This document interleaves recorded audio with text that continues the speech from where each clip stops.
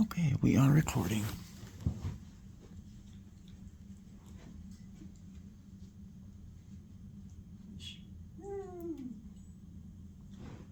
All right, here we go.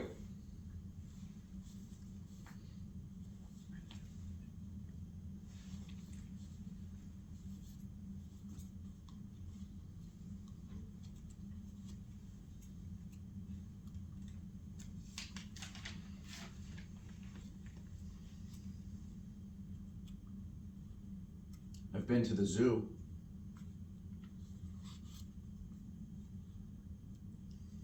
I said I've been to the zoo.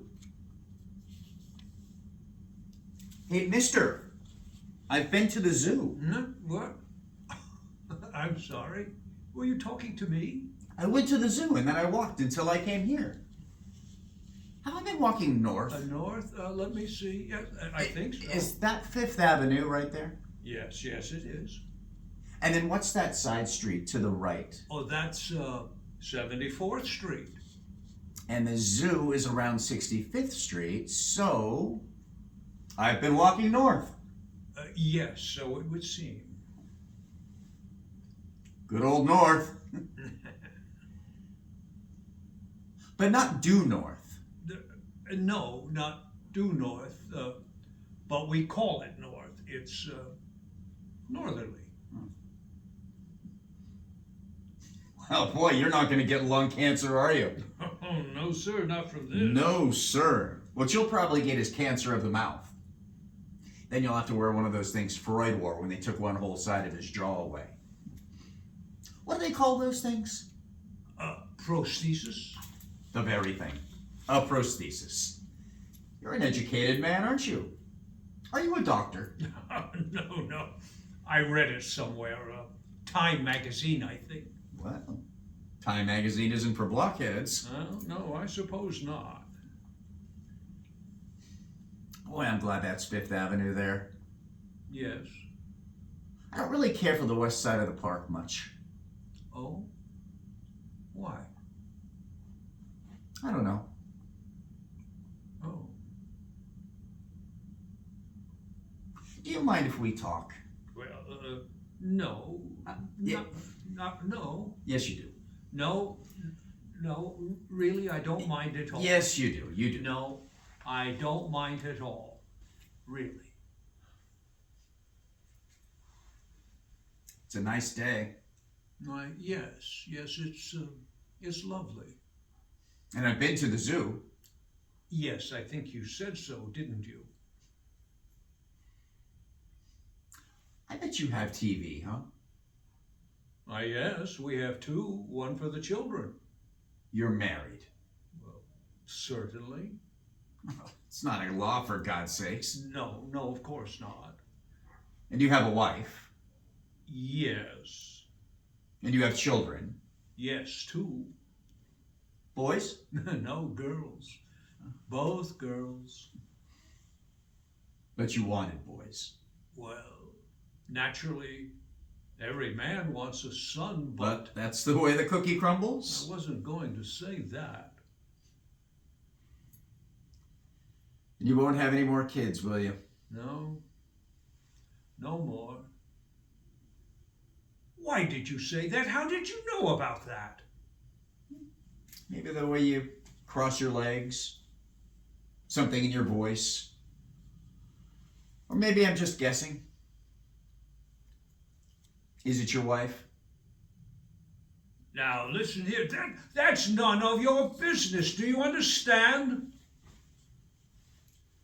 Well, you're right. We'll have no more children. That is the way the cookie crumbles. Yes, I guess so. Do you mind if I ask you questions? No, not really. I'll tell you why I do it. I don't talk to many people, other than to say, where's the John, or give me a beer, or what time does the feature go on, or keep your hands to yourself, buddy, things like that. I must say, I don't. But then every now and then, I like to talk to somebody, really talk, get to know them, know all about them. And am I to be your guinea pig for today? On a sun-drenched Sunday like this, who better to talk to than a nice man with 2 daughters and a dog? 2 dogs. No dogs? Oh, that's a shame. You look like an animal man. Cats? Ah, cats. Well, certainly that couldn't have been your idea. Your wife and kids? Is there anything else I should know? There are 2 parakeets, one for each of my daughters. Birds. My daughters keep them in a cage in their bedroom. Do they carry disease? The birds? Don't believe so. It's too bad. If they did, you could let them loose in the house and the cats could eat them and die maybe. But what else? What do you do to sustain your enormous household? I have an executive position in a small publishing house. We publish textbooks. Ah, that sounds nice. Very nice. And what do you make? Oh, now look here. Oh, come on. I make around $200,000 a year, but I never carry more than $40 with me at any one time in case you're a hold-up man. And where do you live? Oh, look, I'm not going to rob you or kidnap your daughters or your birds or your cats. I live between Lexington and 3rd Avenue on 74th Street. See, that wasn't so hard, was it? Well, I didn't mean to seem, but it's just that you don't really carry on a conversation. You just ask questions, and I'm normally reticent. Why do you just stand there? I'll walk around a little bit. Maybe later I'll sit down. Say, what's the dividing line between the upper middle class and the lower upper middle class? My dear fellow. Don't my dear fellow me. Was I being patronizing? Well, I believe I was. I'm sorry. But it's just that your question about the classes bewildered me. And when you're bewildered, you become patronizing? I don't really express myself well sometimes. I'm in publishing, not writing. So be it. Truth is, I was the one being patronizing. No, you needn't say that at all. All right. So, who are some of your favorite writers? Baudelaire and Stephen King? Well, I like a great many writers. I possess a certain catholicity of taste, if I may say so. Now, both of those men are fine, each in his own way. Baudelaire is the finer of the two, but Stephen King has his place in our national... Skip it. Sorry.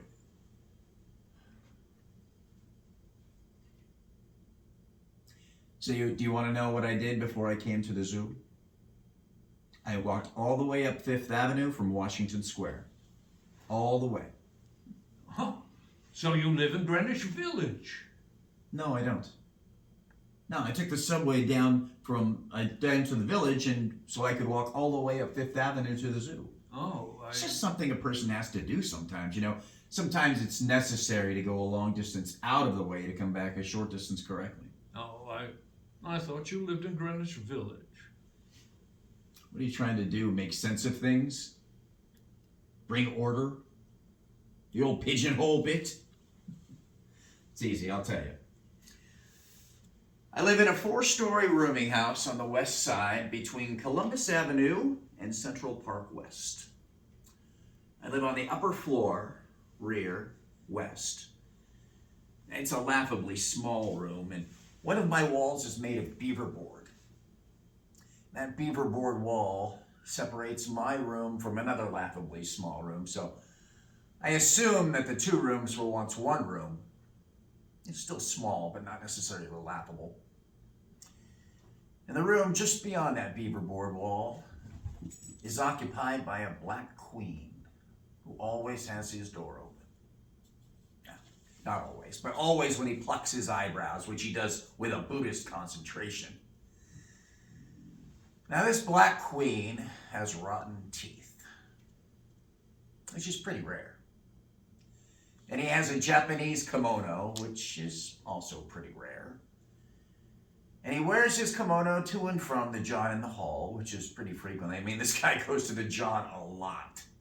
Now, he never bothers me or brings anybody to his room. He just wears his kimono, goes to the John, and plucks his eyebrows. Now, there's 2 front rooms on my floor. There's still larger rooms, I guess, but still small. And one of them is occupied by a Puerto Rican family. Mother, father, and some kids. I don't know how many. And these people entertain a lot. The other room is, and the other room in the front is occupied too, but I don't know by who. I had never met who. Never. Never, ever. Why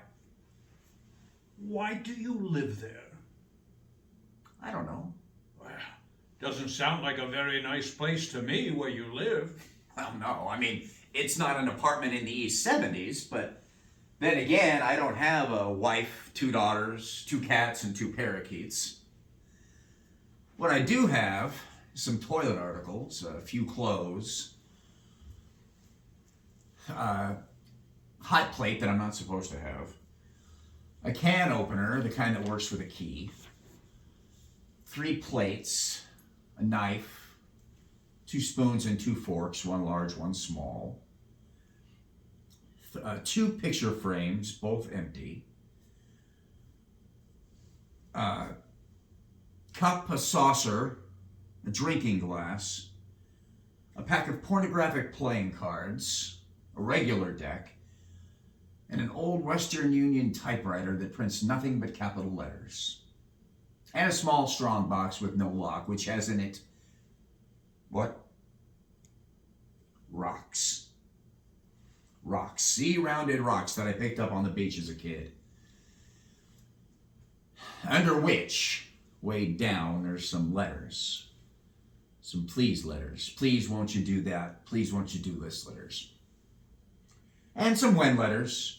When will you come? When will you write? Letters. Those are from the more recent years. About those 2 empty picture frames. I don't see why they need any further explanation. Isn't it clear? I don't have any pictures of anybody to put in them. Oh, your parents, perhaps. A girlfriend.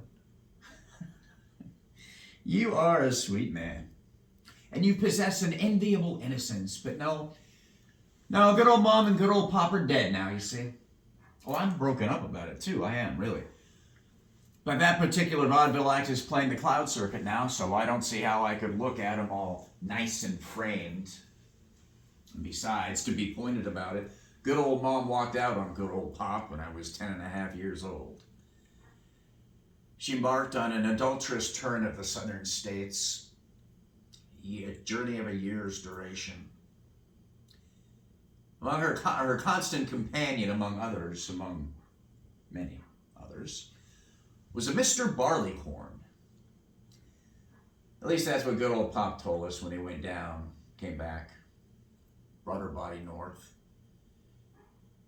You see, we got news between Christmas and New Year's that good old mom had parted with the ghost in some dump in Alabama. And without the ghost, she was less welcome. I mean, what was she? A stiff. A northern stiff. At any rate, good old Pop celebrated the New Year's for an even 2 weeks and then slapped in front of a somewhat moving omnibus. And that pretty much cleared us out, family-wise. Oh, no, wait. There was my mother's sister. She was given neither the sin nor the consolations of the bottle. I moved in on her, and my memory of her is very slight, excepting that I remember that she did everything dourly. Eating, sleeping, working, praying. She dropped dead on the stairs of her apartment, my apartment then too, on the afternoon of my high school graduation. A cruel Middle European joke, if you ask me. Oh my. Oh my. Oh, you're what? Anyway, that was a long time ago, and I have very few feelings about it that I care to admit to myself. But perhaps you can see why good old mom and good old pop are frameless. I'm sorry, what was your name? Your first name? I'm Peter. I forgot to ask. I'm Jerry. Hello, Jerry. Now, what else? What's the point of... Riley, shh. What's the point of having a girl's picture, especially in 2 frames? I had 2 picture frames, you remember. I very rarely see the little ladies more than once, and most of them wouldn't be caught dead in a room with a camera. Line.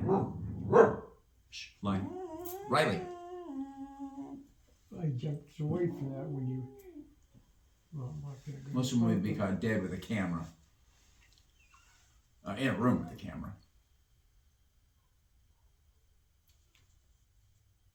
I don't use my line then. I don't say the girls at that point. No. Oh, thank you. That reminds me what I say, though. Thank you. I love It's that. odd. You didn't No. do the line love them for We haven't how? got there yet. So It's odd. And I wonder if it's sad. I was 15 and I. We made my- no, we got it. I wonder if it's sad. The girls?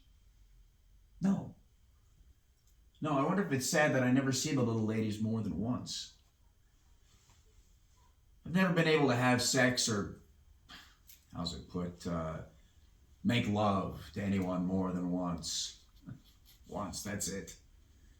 But no, wait, there was 2 weeks when I was 15, and I do hold my head in shame that puberty was late, that I was a homosexual. I mean, I was queer. Queer, with banners snapping and with bells ringing and banners snapping in the wind. And for those 11 days, I met at least twice a day with the park superintendent's son. A Greek boy whose birthday was the same as mine, except he was a year older. I do believe I was very much in love. Maybe just with sex. But that's the jazz of a special hotel, isn't it? But now, oh, I love the ladies. I do, I love them. For about an hour. Well, it seems perfectly clear to me. You just haven't But met them. are you gonna tell me to get married and have parakeets? Oh, forget about the parakeets and stay single if you want. It's no business of mine. I didn't start this conversation. All right, I'm sorry. All right? You're not angry. No, I'm not angry. Okay, good. You know, it's funny that you asked me about the pornographic playing card, the picture frames. Yeah. I would have thought you would have asked me about the pornographic playing cards. Oh, I remember those. That's not the point. I suppose when you were younger, you and your friends would pass them around, or maybe you had a pack of your own. I guess most of us did. And you got rid of them just before you got married. Now look here. I didn't need that kind of thing when I got older. No? I'd rather not discuss these kind of things. Yeah, so don't. I mean, I wasn't trying to plumb into your post-adolescent sexual life or hard times. What I was trying to get to is the value difference between pornographic playing cards when you're young and pornographic playing cards when you're older. You see, it's that when you're young, you use the pornographic playing cards as a substitute for real experience. And when you're older, you use the real experience as a substitute for the fantasy. But I suppose you'd rather hear what happened at the zoo. Oh yes, the zoo, that is... Let me tell you why I went. Let me tell you a few things. Let's see, I've already told you about the 4-story rooming house where I live. The rooms get better as you go down floor by floor. I guess they do. I don't know. And I don't know anybody that lives on the second or the third floor. No. I'm sorry, there is a woman who lives on the second floor. And I know this because she cries all the time. Anytime I come in or go out or walk by her front door, I can hear her crying. Very muffled, but very determined. Very determined indeed. Anyway, what I was trying to get around to and all about the dog is the landlady. Now, I don't like to use words that are too harsh when describing someone. I don't like to, but this landlady is a fat, ugly, stupid, mean, unwashed, misanthropic, cheap, drunken bag of garbage. Now, you probably noticed I don't use profanity very often, so I didn't describe her as well as I could. You describe her vividly. Oh, well, thank you. Anyway, she has this dog, and she and the dog are the guardians of the dwelling. Now, the woman is bad enough. She stands in the hallway and spies on me to make sure that I don't bring in things or people. And if she's had her afternoon pint of lemon-flavored gin, she always stops me in the hall and grabs my arm or my coat and holds me in the corner and presses her disgusting body against mine. And, oh, God, the smell of her body and breath, you just can't imagine it. And somewhere in the back of that pea-sized brain of hers, an organ developed just enough to let her eat, drink, and emit. She has this foul parody of sexual desire, and I, Peter, am the object of her sweaty lust. That's disgusting. That's horrible. Yeah, I know, but I figured out a way to keep her off. Whenever she starts talking to me or pressing her body against mine and talking about her room and how I should come there, I merely say, "But love, was it yesterday enough? And the day before?" And she puzzles, makes slits in her tiny eyes and sways a little as she and it's at that moment, Peter, that I think I might be doing something good in this tormented house. And a simple-minded smile comes across her unthinkable face as she thinks about yesterday and the day before and how she relives and believes what never happened. Then she calls on that beast of a dog she has, and they go back into her room, and I'm safe until our next meeting. It's just that I find it hard to believe that people such as this really are. Yeah, it's for reading about, isn't it? Yes. And truth is better left to fiction. You were right, Peter. Anyway, I was going to tell you about the dog, and I shall now. Oh, yes, the dog. Oh, no, you're not. Don't leave. You're not thinking about leaving, are you? No, not really. Oh, okay, good. Because when I get done telling you about the dog, you know what then? Then I'll tell you what happened at the zoo. Oh, you're full of stories, aren't you? You don't have to listen. Oh. Nobody's keeping you here. Remember that. I know that. You do? Yes. Good. All right, now let's just hope that the phone recorded that whole thing. And it did. We're good. Put it on Facebook.